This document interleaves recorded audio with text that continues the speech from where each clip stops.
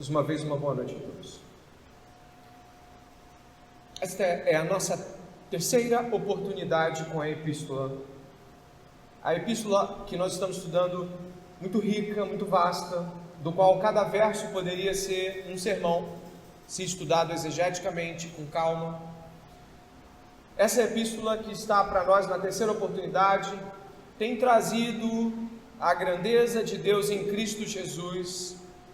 E nos últimos 2 encontros que tivemos com ela, o Espírito Santo nos apontou para as relações grandiosas de ações de graças e súplicas.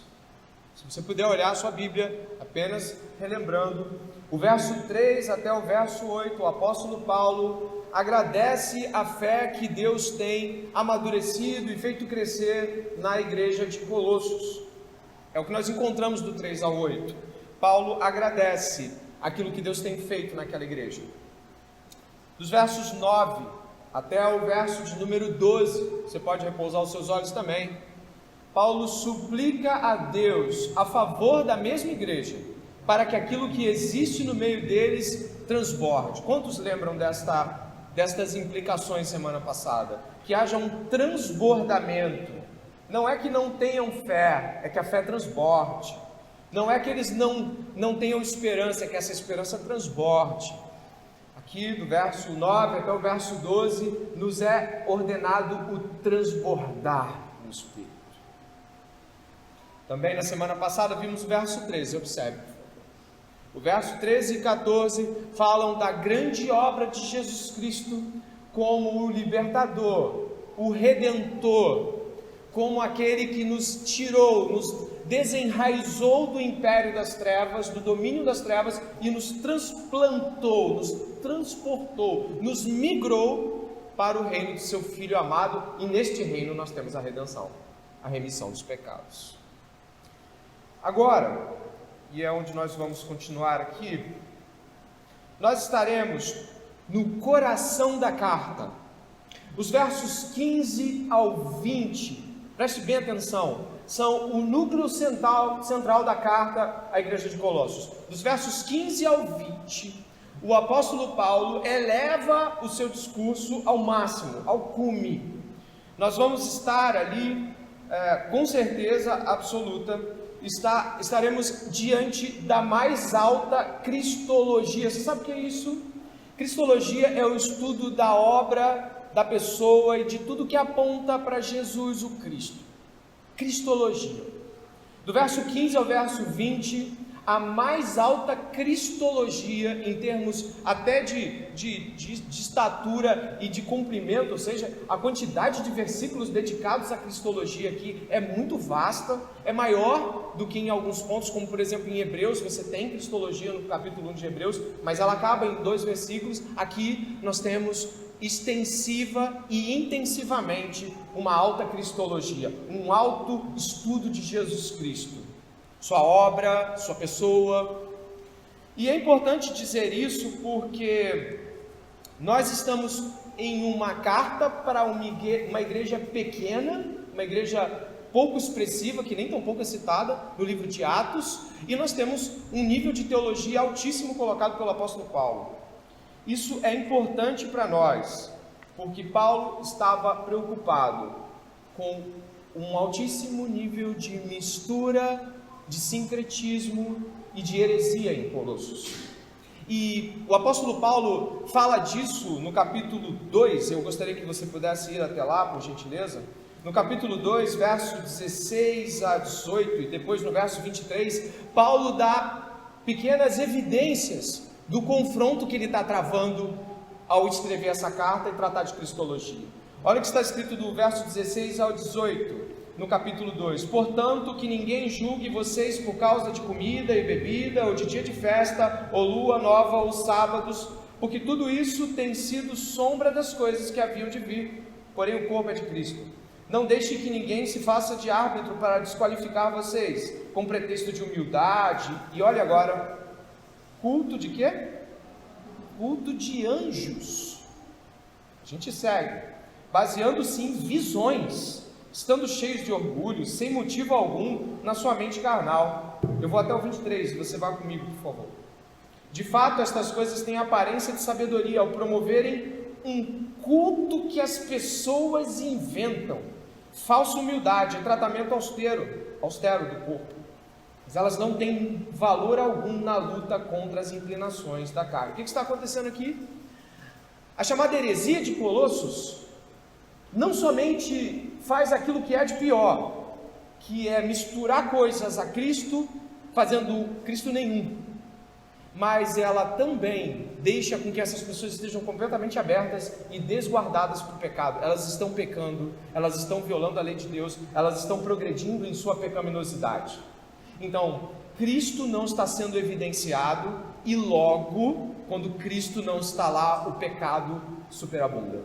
E é o que nós encontramos aqui, e por isso, por tantos detalhes que vão chegar até nós nos outros sermões, nós vamos estar diante da mais alta cristologia. A falsa fé aprisiona as pessoas.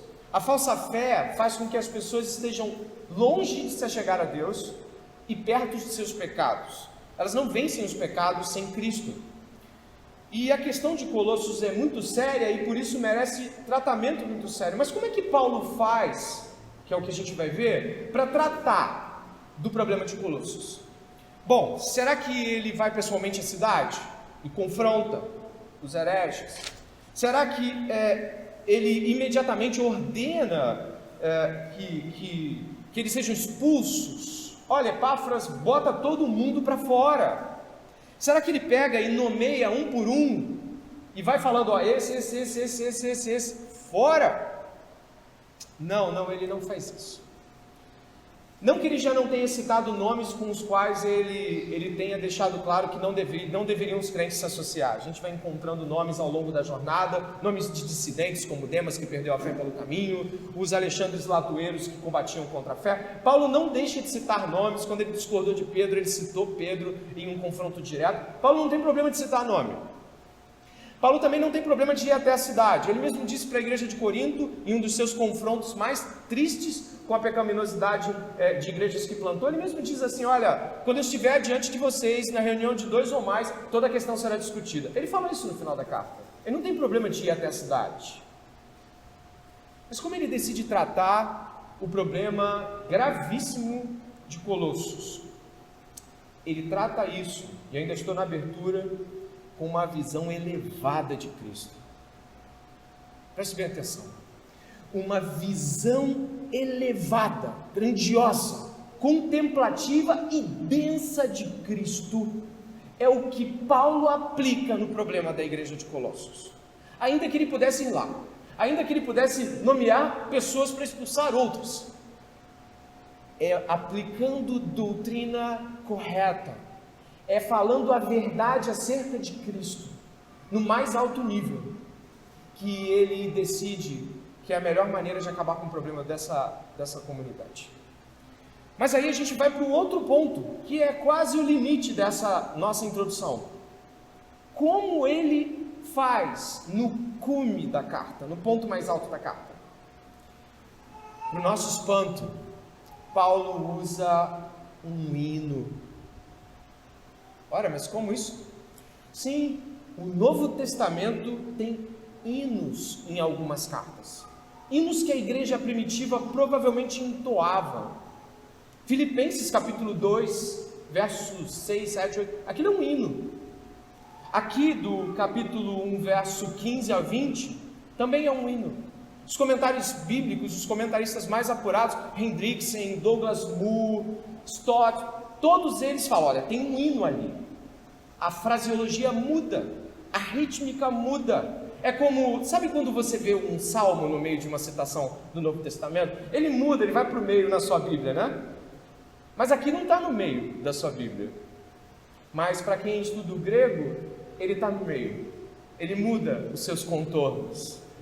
A rítmica muda, a dimensão textual muda.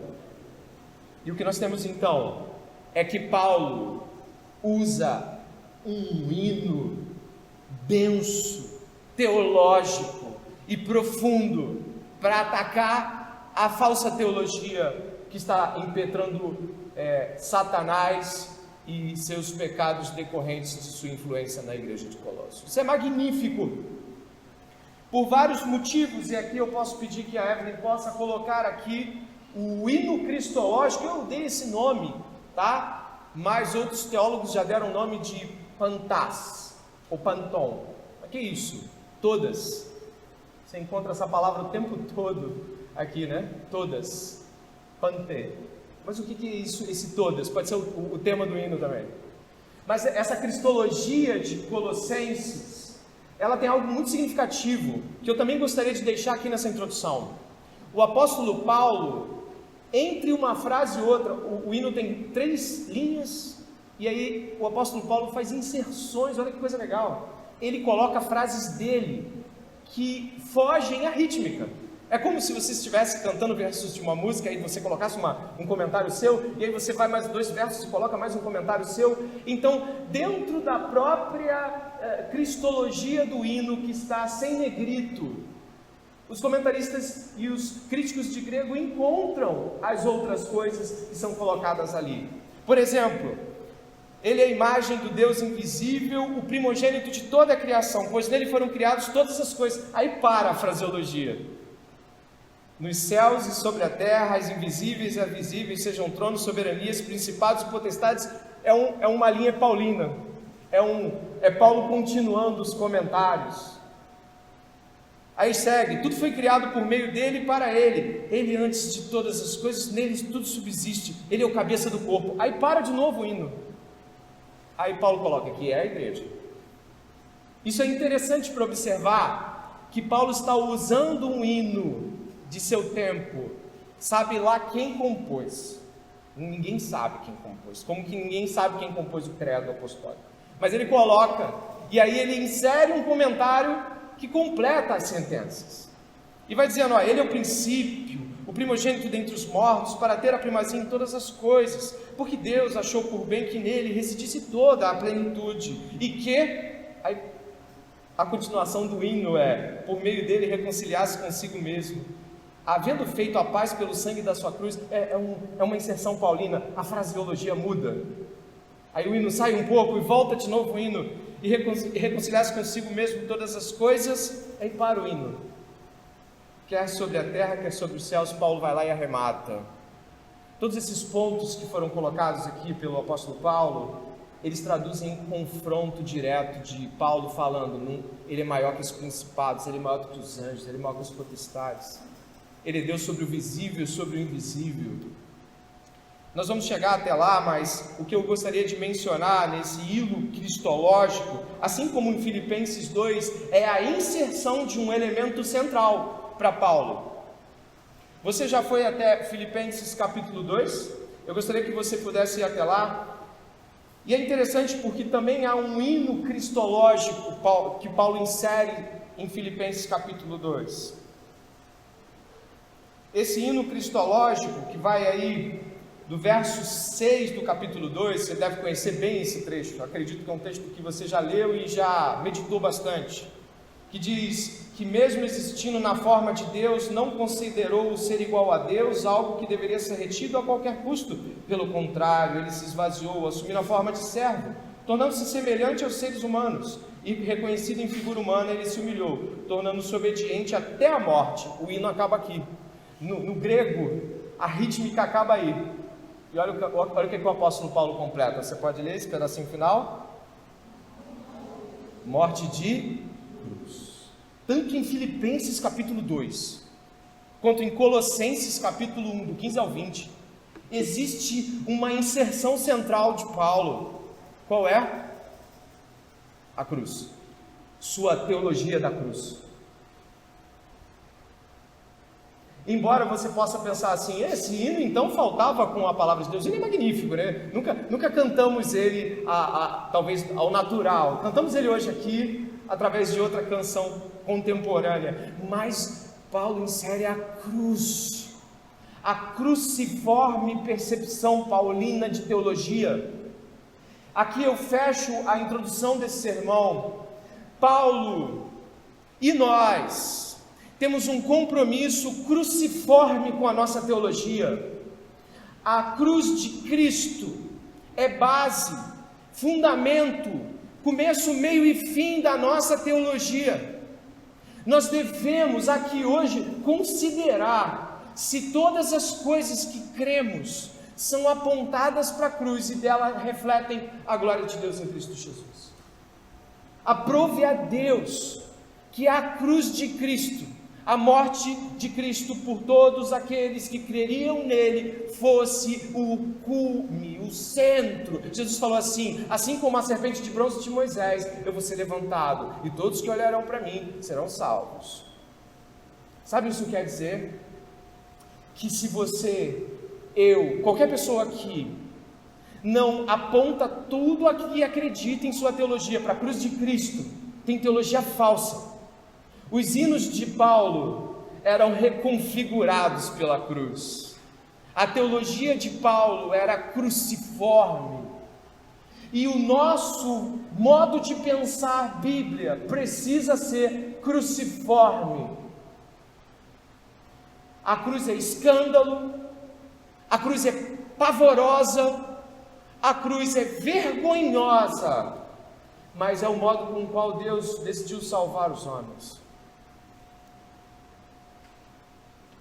Diz um cântico de nosso tempo: sim, eu amo.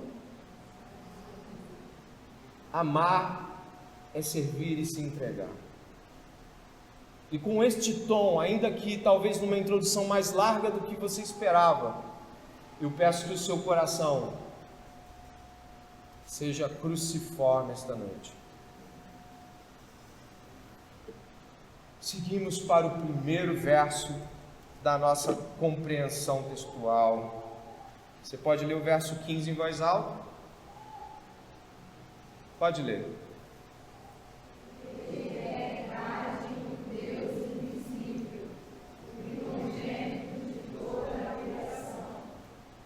Eu vou pedir que as crianças possam participar. Crianças estão por aí espalhadas. Muitas crianças, não tantas, mas o suficiente para participar. As crianças sabem muito bem disso porque elas são o tempo todo instrumentos disso. As crianças o tempo todo estão imaginando, correto? Elas o tempo todo estão pensando, criando com suas mentes. Quando elas ouvem histórias, imagens vêm à sua mente, não é? Quando elas pensam, contamos coisas para elas, ou histórias dos nossos antigos, dos avós, elas estão imaginando. Às vezes elas não dormem, quando elas imaginam algo muito terror, muito atemorizador, elas vão para o teu quarto e acabou. Você vai ter que dar um jeito. Eu gostaria que as crianças pudessem imaginar a crucificação de Jesus e pudessem desenhar nas folhas que receberam, e depois a gente vai ver de que modo elas imaginam isso. Ok, crianças? A imaginação apontada para a crucificação de Jesus. O verso 15 diz: ele é a imagem do Deus invisível. Nós somos chamados a uma fé de crer sem ver, não é verdade? Tomé foi reprovado porque ele não acreditou, ele precisou ver. Ele foi reprovado por isso, e elogiados seriam aqueles que queriam sem ver. Mas é inevitável de que a nossa imaginação, faculdade esta dada por Deus, ela nos faça imaginar coisas. Quando um casal está esperando um filho, eles ficam ansiosos pela ultrassonografia. Você já viu casais ansiosos pela ultrassonografia? O que eles querem? O que eles querem? Uma imagem. Quando a gente ouve uma música, a gente fica imaginando, se nunca viu, às vezes eu ficava agoniado com as capas de disco que eu tinha, porque não vinha às vezes a imagem e eu ficava paginando, deve ter uma foto do cara que fez isso. Eu não tinha, eu ficava imaginando, poxa, um cara para ter essa voz ele deve ser gordinho, ou então um cara para ter uma voz assim ele deve, sabe, eu ficava imaginando o autor da música mediante o tom da voz dele. Inevitavelmente, eu e você somos postos a imaginar. Nós geramos imagens. As crianças estão fazendo isso agora nesse momento. Estão gerando imagens. Geramos imagens. E a Bíblia diz claramente em Êxodo capítulo 20, de que não deveríamos fazer imagens para nós e nem nos prostrarmos a elas. Mas isso não significa que a nossa mente não tente imaginar as coisas. Sobre Jesus, não nos é dado muitas pistas, a não ser uma ou duas, como ele não tinha aparência nem formosura, Isaías 53, ele não parecia ser bonito, e não havia nada nele que nos agradasse. Mas isso não chega a ser tão consistente a ponto de que eu consiga tatear a ideia do rosto de Jesus, da imagem de Jesus, correto? A gente não consegue. Mas ao mesmo tempo, assim como todas essas realidades que nós vimos aqui, nós somos capturados imageticamente por aquilo que desejamos e admiramos. Aquilo que nós desejamos e aquilo que nós admiramos, aquilo que nós ansiamos, nos faz projetar uma imagem possível da realidade. Todos nós já tentamos imaginar o rosto de Jesus, não é verdade? Tem reconstituições gráficas possíveis de um homem da Galileia do século I. Eu já vi algumas, e algumas até levam a sério, mas outras... Mas eu já vi Jesus pintado de negro na África, de chinês, de tudo mais. Eu já vi quadros de Jesus com vários rostos. O que eu quero que você pense aqui comigo é que as Escrituras estão apontando aqui de que Jesus, ele é a imagem do Deus invisível, o primogênito de toda a criação. Este é o primeiro ponto dos 4 pontos que eu gostaria de trabalhar com você. Fabricamos imagens na mente, mesmo que não sejam as reais. A Bíblia nos ordena a não nos prostrarmos a imagens, mas ao apresentar Jesus como a revelação imagética de Deus, no sentido de que Jesus aponta, revela algo com o qual podemos ver, e diria João, tocar e sentir, e diria Filipe, mostra-nos o Pai. Olha, eu estou aqui, eu e o Pai somos um. Nós estamos diante de uma realidade que não podemos negar. A Bíblia nos apresenta Jesus como imagem do Deus invisível.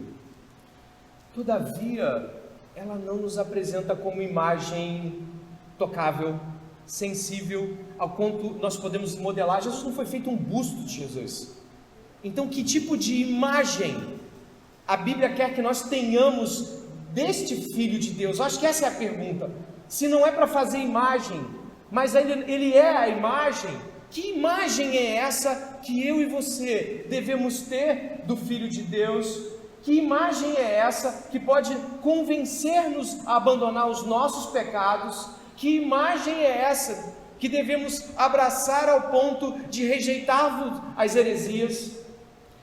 Essa imagem tem 2 faces. A primeira, do verso 15 ao verso 17. A imagem de Jesus, o Deus da criação. Essa imagem que você está recebendo do verso 15 até o verso 17 é de que Jesus Cristo criou todas as coisas. E a gente vai abordar isso. E do verso 18 ao verso 20 é a imagem da recriação. Olha que magnífico. Do verso 15 ao 17, tenha em vista que Jesus é o Criador. E do verso 18 ao verso 20 ele também é o recriador. Esta é a imagem que Deus quer que a gente possa, com nossas mentes, a faculdade da imaginação, nós apontarmos para a grandeza de Deus. E daí se segue essa realidade. Ele é a imagem do Deus invisível. Ele é a imagem em obras. Ele é o modo como Deus expôs a sua grandeza. Aquilo que de Deus se pode conhecer ficou declarado diante de nós nas coisas que foram criadas. E em Jesus Cristo, naquelas que foram recriadas também. Toda a obra de Deus em Cristo Jesus, tanto a da criação quanto a da recriação, espelham a imagem do Deus invisível. E dito desta forma, nós encontramos que Jesus Cristo é o primogênito de toda a criação. E não se engane, primogênito de toda a criação não significa o primeiro a ser criado, a primeira criatura a ser criada. Senão, João capítulo 3, verso 16, que diz que ele é o unigênito, você teria um confronto. Primogênito aqui, prototokos, significa aquele que tem a primazia sobre a criação, aquele que se estabelece sobre a criação. Tudo aponta para ele. Tudo o que? O cosmos, as órbitas, o movimento dos asteroides, toda a poeira cósmica e tudo aquilo que vai para além de 900 milhões e bilhões de anos-luz, tudo aquilo gira por ele, para ele, nele. Tudo o que você conhece, que pode ser sensivelmente tocado, visto ou não, o ar que você respira e o ar que você não consegue respirar dentro de um vulcão, aquilo que você consegue tocar e aquilo que queima a sua mão e você jamais vai chegar perto, o mais profundo dos mares, as fossas abissais de 11 mil metros de profundidade, as cavernas desconhecidas do Everest, as evidências dos astecas e dos incas que ainda serão descobertas, tudo para ele. Ele se estabelece primazmente sobre cada veio de ouro nas montanhas que jamais serão exploradas. Ele se estabelece sobre cada pensamento humano. Ele é senhor de cada neurônio, de cada veia e de cada gota de sangue que corre no coração, no corpo de cada ser humano. Ele é dono de todos os jardins, de todas as tulipas, de todas as rosas. Ele é dono de todos os animais, extintos ou não extintos, dinossauros que já existiram e de toda a criação que ainda há por existir. Ele é dono. Ele fez isso. E ele não fez para você em primeiro lugar, ele fez para ele. A grandeza desse ser não pode ser mensurada. O ser Filho de Deus, Jesus Cristo, é assustador e terrível, e tendemos a acreditar que a palavra terrível, ela tem sempre que ter uma conotação de terrível, de terror, de filme de terror. Terrível, é terrível a aparência da grandeza diante da face da humilhação e do pecado humano. João conhecia ele, mas quando viu, caiu. Pedro, Tiago e João, abobalhados diante do resplendor da glória de Jesus no Monte da Transfiguração. É tudo dele, é tudo para ele, e tudo orquestrado por ele. Isso é grande. Costumamos vibrar quando um maestro consegue fazer com que toda aquela gente seja afinada. Você já viu uma orquestra? Eu já vi uma orquestra. Você já viu uma orquestra? Que espetáculo é uma orquestra! Eu gosto de rock pesado. E uma vez eu e um amigo meu, que era baterista da minha banda, a gente foi assistir a Orquestra Sinfônica Brasileira. E a gente foi vestido de roqueiro, camisa do Iron Maiden, tênis, aquele negócio todo. Falamos aqui, quer saber? Vou mostrar para vocês o que é pesado. Pesado é ouvir o show de Sepultura que eu fiz semana passada. Eu tinha ido no show de Sepultura e eu fui ouvir a Orquestra Sinfônica Brasileira. Quando o maestro levantou e ele tocou o Guarani, a camisa vibrou, aquele peso, aquela orquestra toda, eu senti meus pelos arrepiados, falei, meu Deus, isso é grande. Quando terminaram aqueles 45 minutos, a orquestra veio aqui na Vila Olímpica de Sinópolis.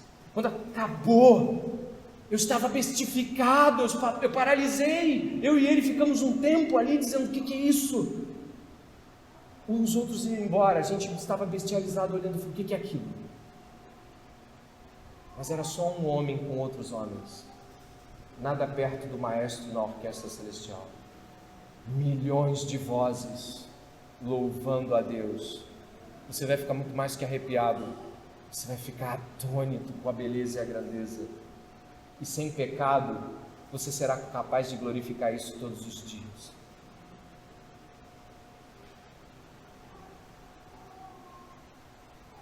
Ele é tudo em todos. E diz que Ele é o primogênito da criação, pois nele foram criados o que? Algumas.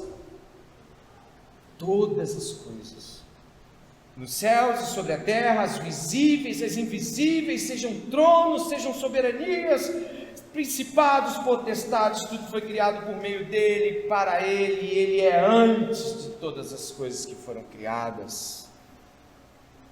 Isso é magnífico. Jesus Cristo é o autor e o próprio antecessor de cada coisa que nós admiramos e achamos bela ou ordenada.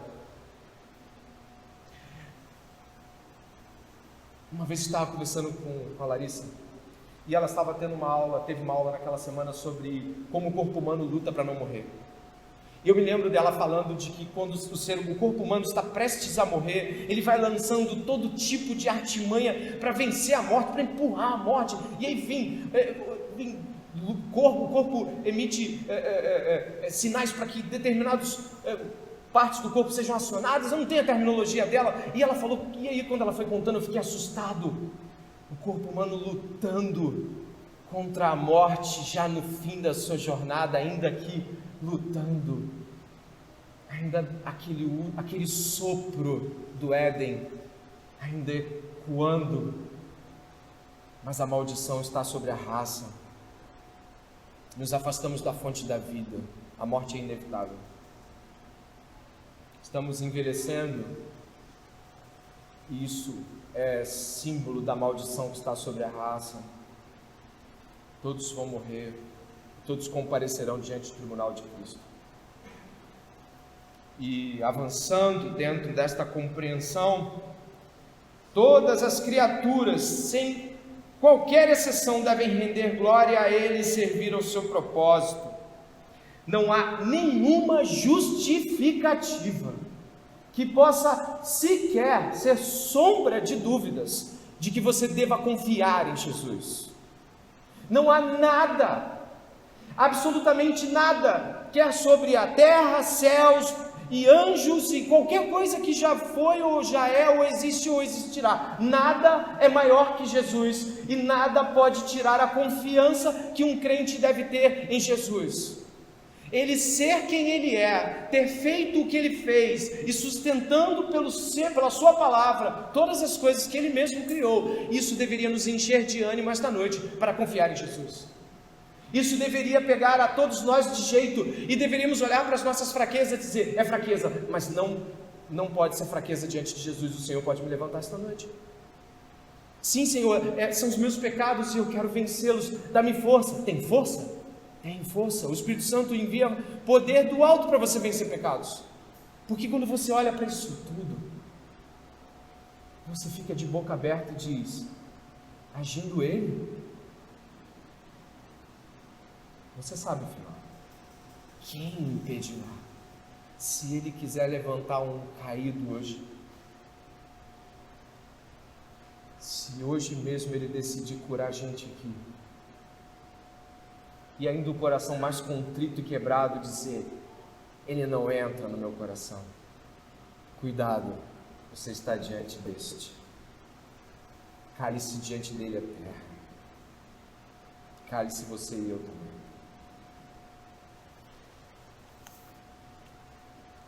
Em Jesus Cristo, nós temos a eternidade do verso 17.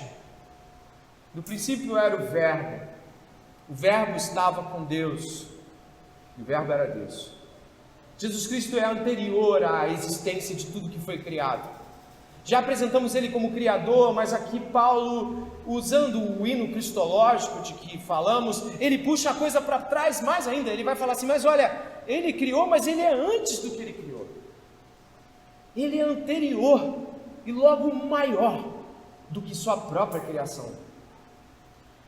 E a partir desta compreensão de criação, nós vemos a recriação, que está aí do verso 18 até o verso 20, a recriação.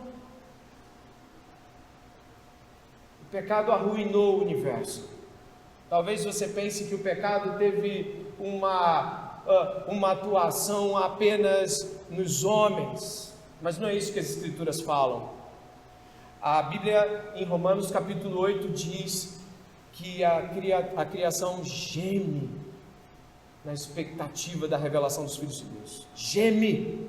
A criação está arruinada. Cada faculdade mental nossa, cada potencialidade física, cada julgamento que nós fazemos, cada medida de pseudo-justiça que achamos que temos e aplicamos nos outros, cada vez que nós achamos que por algum motivo sustentamos nossas casas com nossos trabalhos, todos esses pensamentos estão manchados pelo pecado. Até esse sermão, se você peneirá-lo, a cruz de Cristo, vai encontrar vaidade do pregador em algum momento, porque somos assim, caídos e arruinados pela queda. O pecado arruinou o universo. Por isso nós não estamos vendo um Cristo apenas, eu diria já grandiosamente, mas apenas levantando o homem e trazendo-o de volta, ou melhor, refazendo-o de forma ainda mais grandiosa. Não, nós temos todo um universo sendo reconciliado em Cristo. Todo o cosmos está voltando para o seu lugar. Aqui nós temos as potestades, os principados, e não quer dizer que o diabo vai se converter, nem que os demônios vão virar crentes. O que está dizendo aqui é que com ele, e vamos ver na cruz do Calvário, as coisas foram colocadas em posições de soberania e subserviência. Jesus Cristo cravou na cruz do Calvário e despojou principados e potestades daquilo que ainda lhe restava, envergonhando-os na cruz. Não temos que ter medo de Satanás, embora ele há de atuar neste tempo, e devemos estar atentos aos ardis de Satanás. Como diria nosso irmão Lutero, o diabo está na coleira de Deus, o diabo é o diabo de Deus.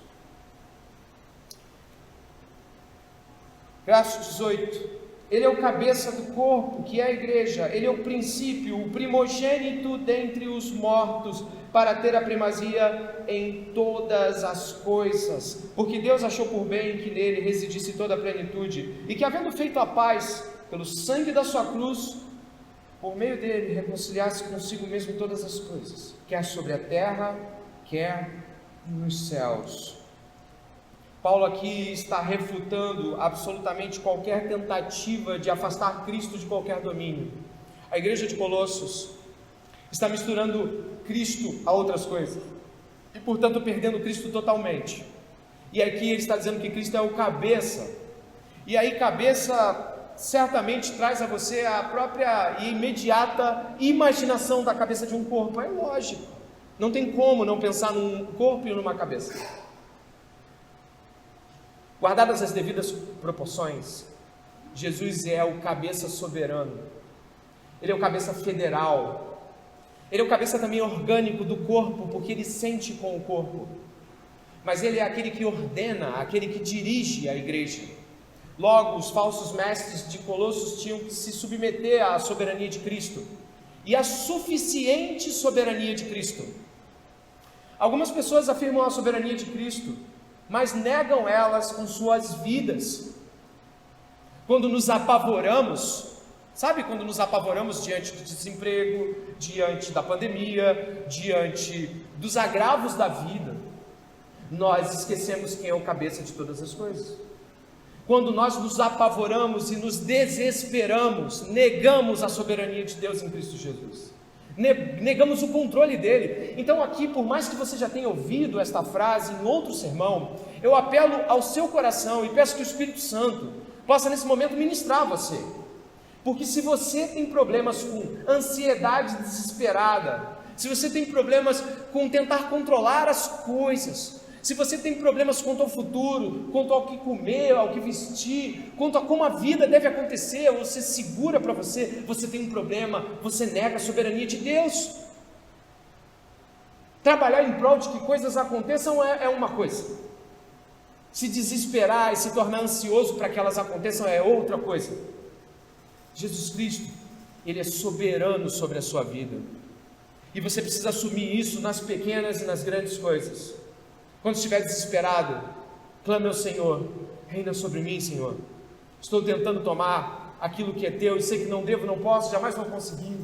Senhor, nesse momento, por favor, toma a mim e meu desespero, toma a minha crise existencial não pode existir, porque de fato é o Senhor que me dá sentido. Quando buscamos a soberania de Deus em todas as coisas, estabelecemos o seu reino, como é dito no Pai Nosso, na oração de Mateus 6, nós chamamos as realidades, as coisas que já são reais por existirem diante de nós, mas que negamos com nossas atitudes. Então, nesta noite, em nome de Jesus, você tem crise de ansiedades?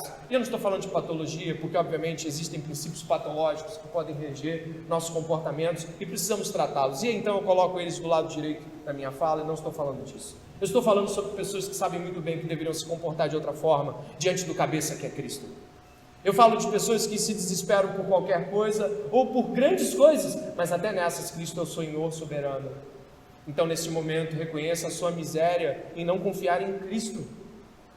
E ore aí onde você está, feche os olhos ou não, mas fale: Senhor, eu estou lembrando de algumas cenas através do que o pastor está falando, e eu lembro como tento controlar as coisas.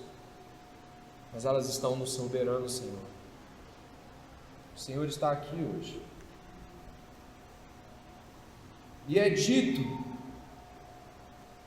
o seguinte: porque achou por bem que nele, verso 19, residisse toda a plenitude.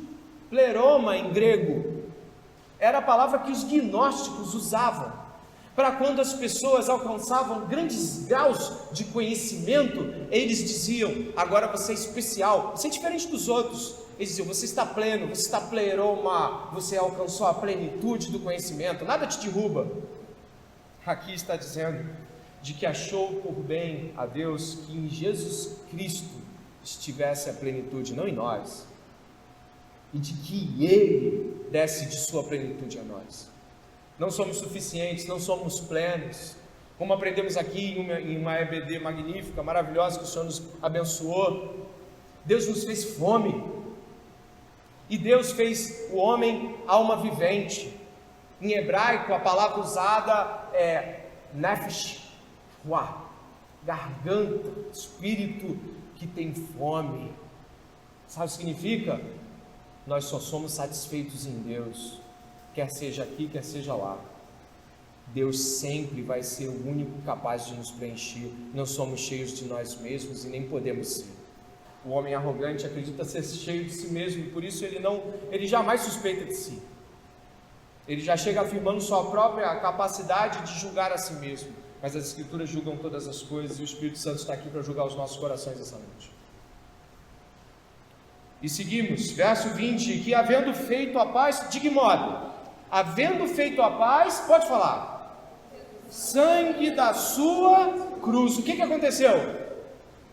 Por meio dele, reconciliar-se consigo mesmo todas as coisas, quer sobre a terra, quer sobre os céus. A explicação teológica para a palavra reconciliação no Novo Testamento é a restauração do relacionamento correto de algo com outro. Ao reconciliar-se, os relacionamentos, Jesus e o cosmos, Jesus e a gente, Jesus e a igreja, eles são todos ordenados. Jesus reconfigura. Sabe o que isso significa para um casamento arruinado? Esperança. Sabe o que isso significa para pais distantes de filhos? Um alento, existe uma chance. Sabe o que isso significa para famílias destruídas? De que Jesus pode reconstruí-las.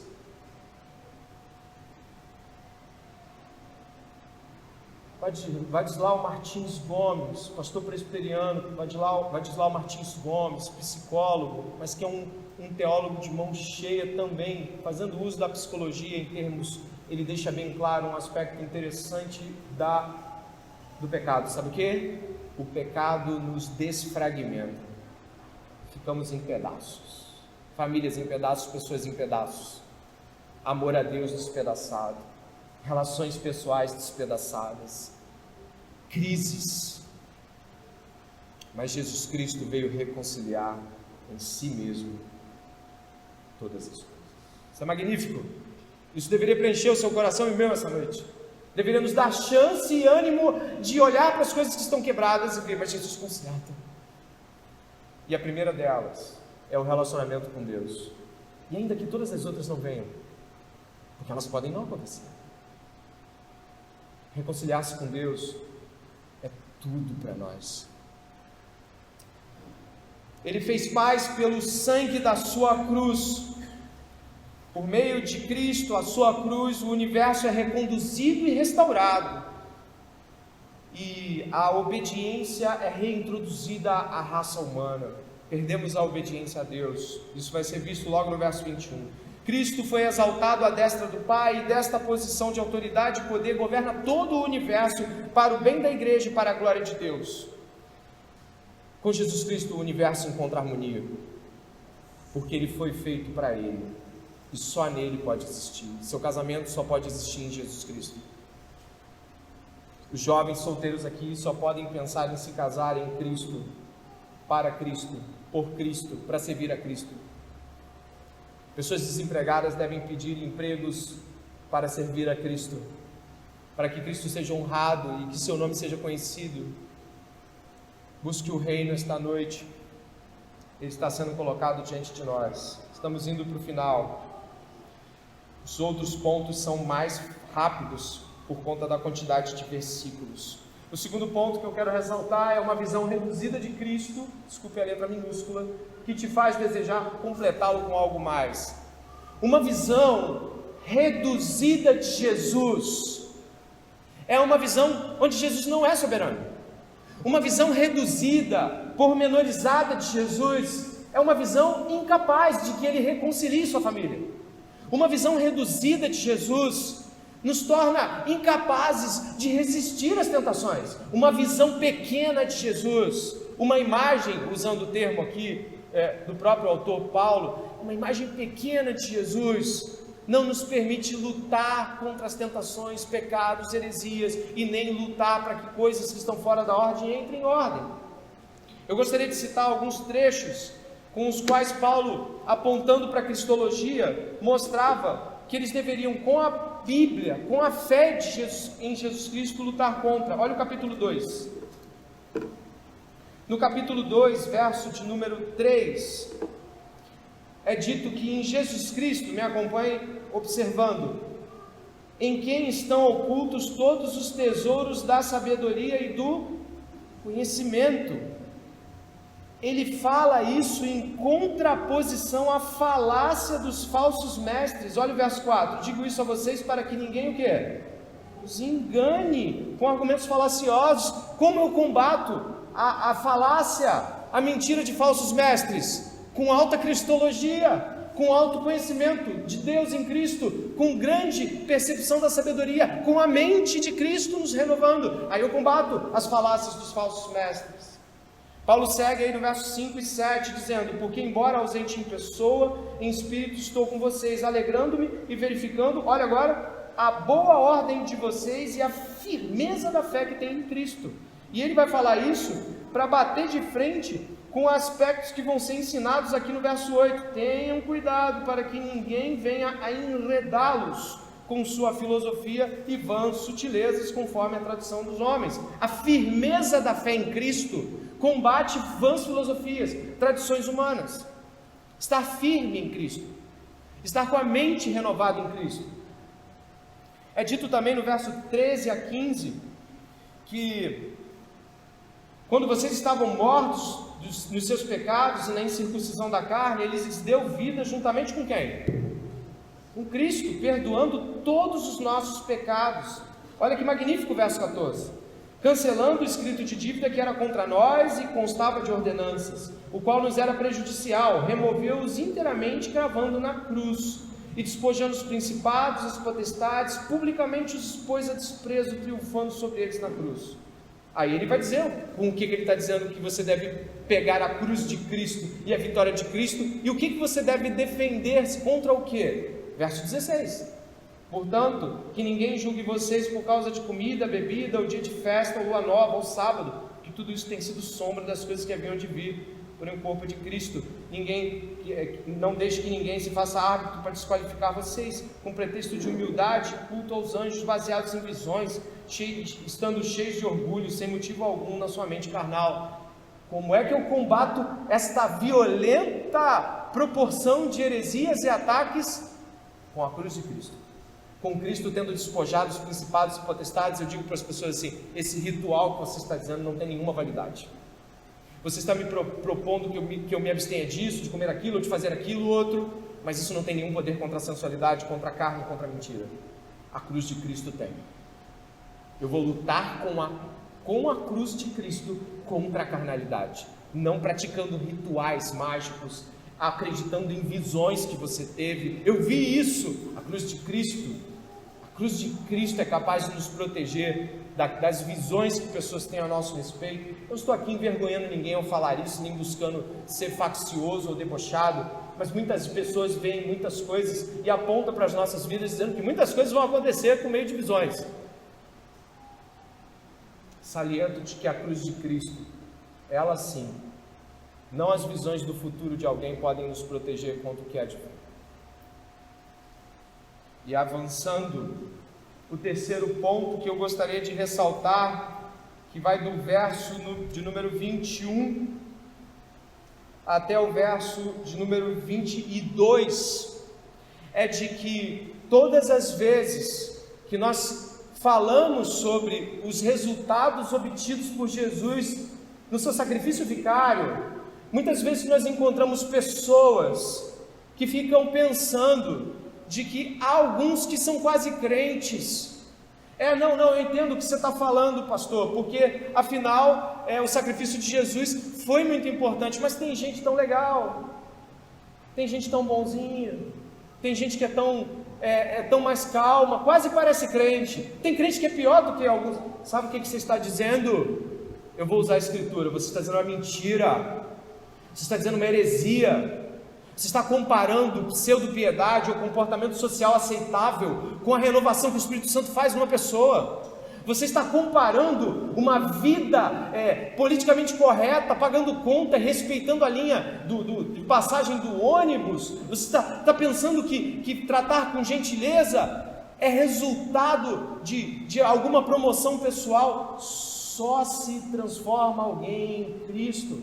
A palavra de Deus está dizendo aqui no verso 21 que e vocês, Paulo faz um porém aqui, no passado eram, você pode ler? Estranhos e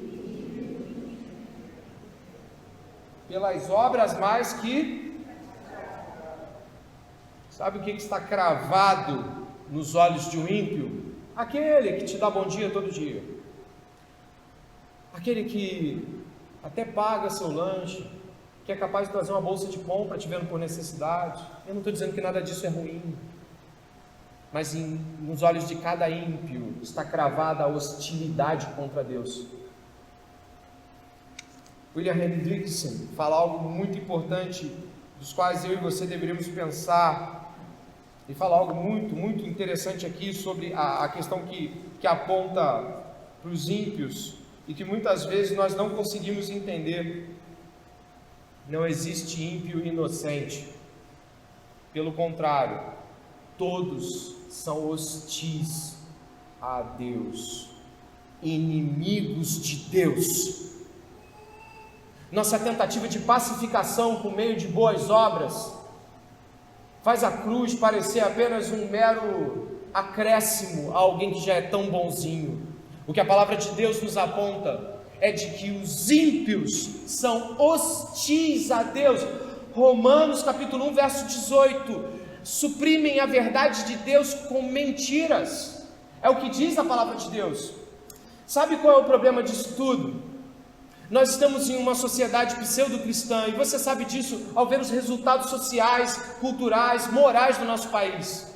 O Brasil tem uma vasta quantidade de portas de igreja, e eu considero que o Senhor Jesus sabe quais são as dele ou não, mas eu aponto aqui para a realidade premente de que estar em Cristo Jesus é ser nova criatura, que aqueles que estão em Cristo, ao ouvirem a palavra de pregação, se dobram a Cristo. São pessoas que estão sensíveis à vontade do Senhor esta noite, são pessoas que estão sendo confrontadas. Quando falamos sobre soberania, elas se quebram. Quando falamos sobre hostilidade, elas se envergonham por ter sido hostis. É impossível que você seja salvo se nunca se viu hostil a Deus. A palavra de Deus está dizendo que o ímpio é hostil a Deus. Se você nunca se viu como inimigo de Deus, pode ser que você nunca tenha sido amigo dele. A conversão é um choque, é destruidor, ela desmorona o ser humano, ela acaba com os seus fundamentos anteriores, torna tudo rudimento e tradição, torna tudo ensinos obsoletos de realidades mundanas, terrenas, temporais, fracassadas. Quando eu e você olhamos para a hostilidade que as Escrituras dizem que alguém sem Cristo tem, nós abaixamos a cabeça e dizemos: tem misericórdia de mim, eu estou em Ti, eu estou em Ti, eu estou em Ti, eu me estou me confundindo com isso tudo. Será que foi há pouco tempo a minha conversão? Ou será que ela não foi? Pessoas orgulhosas têm vergonha, medo e revolta quando alguém lhes questiona, porque não tem frutos de salvação. Quando você diz para uma pessoa assim: poxa, você está há quanto tempo na fé? Tanto tempo. Pois você tem um comportamento quase ímpio, você tem uma devoção zero, você não se preocupa com absolutamente nada do que a Bíblia diz que é de valor. Você está dizendo que eu não sou salvo? Você quer dizer o que com isso? Quem é você para me julgar? Entende a revolta? Quando um cristão é questionado sobre o seu comportamento de salvação, a ponto de alguém dizer assim: cara, alguém salvo não faz isso. Ele não se revolta com quem fala, ele se revolta com sua própria indignidade diante de um Deus santo. Ele se abaixa e diz: Senhor, pequei contra Ti. Ele não bate boca com Natã, eu diria, sobre o profeta. Ele se dobra e pede perdão. Hostis ao entendimento. Paulo está tratando do entendimento de Colossos, entendimento fraco, dúbio e herético. E está dizendo agora: era por lá mesmo que vocês eram inimigos de Deus. Pode haver pessoas aqui, esta noite, das quais eu não sequer menciono olhar para ninguém pensar que estou falando de alguém, mas que estão claramente, certamente achando que vão para o céu e indo para o inferno. Jamais questionaram sua própria maneira de agir ou pensar, ou jamais se permitiram questionar. São inquestionáveis, são pessoas inquestionáveis, inquestionavelmente santas e cristãs, e se revoltam se forem questionadas, porque reside sobre suas próprias obras a sua fé, e elas são palha. Examine o homem a si mesmo.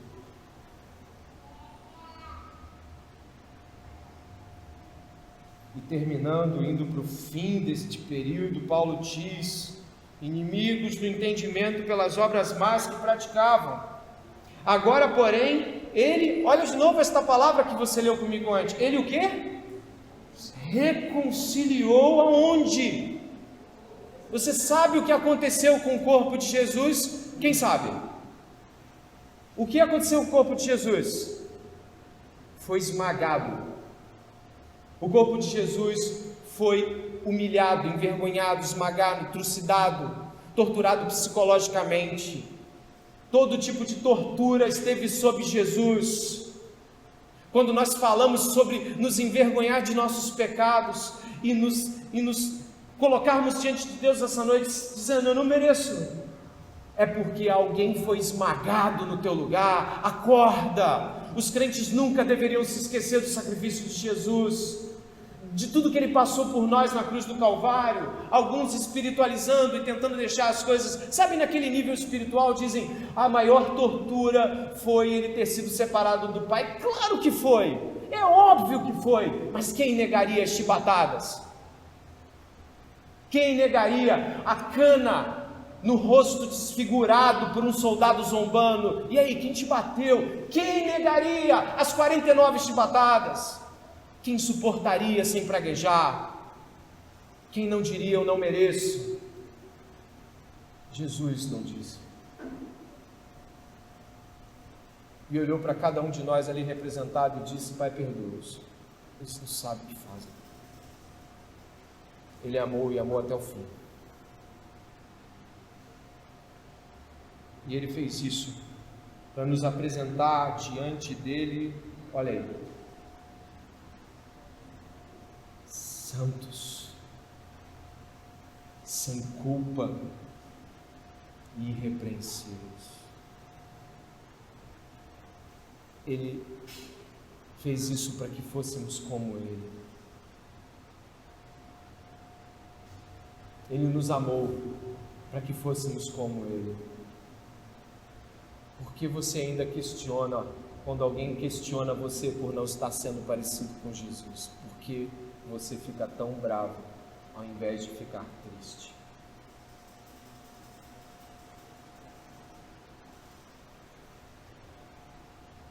Verso 23 é o último ponto. Se é que estamos na fé. Se é que vocês permanecem na fé, alicerçados e firmes, não se deixando afastar da esperança do Evangelho que vocês ouviram, que foi pregado a toda criatura, debaixo do céu, e do qual eu, Paulo, me tornei ministro, ao contrário dos gnósticos de Colossos, que traziam a verdade para o nicho de somos os separados, somos os que sabem, sabemos coisas que ninguém sabe. Paulo está dizendo que esse Evangelho foi pregado. Esse Evangelho é para ser declarado, esse Evangelho é para ser conhecido nos quatro cantos do mundo, cumprindo Mateus 28, patetni, ou seja, todas as etnias, pantetni, todo mundo tem que saber disso, todo mundo tem que saber, e eu e você esta noite sabemos, e eu e você essa noite estamos sendo colocados diante de Deus, e eu acredito que deveríamos colocar o verso 23 diante de nós. Não, André, fique tranquilo, eu estou bem com a minha fé. Em nome de Jesus, para com esta falsa piedade e coloque o verso 23 diante de você esta noite. E questione a si mesmo, se é que permanece nessa esperança, se é que permanece nesta verdade, se é que permanece em Jesus, se é que parece-se com Jesus, se é que não se perdeu pelo caminho, se é que não deixou sua vida em Cristo se esvair, se é que nunca foi um cristão. Não brinque com essas coisas esta noite. Coloque esse verso 23, pare do que estiver fazendo e pense: o que isso tem a ver comigo? Por que isso para mim hoje? O verso 23 nos traz a questão que jamais deveria sair dos nossos olhos.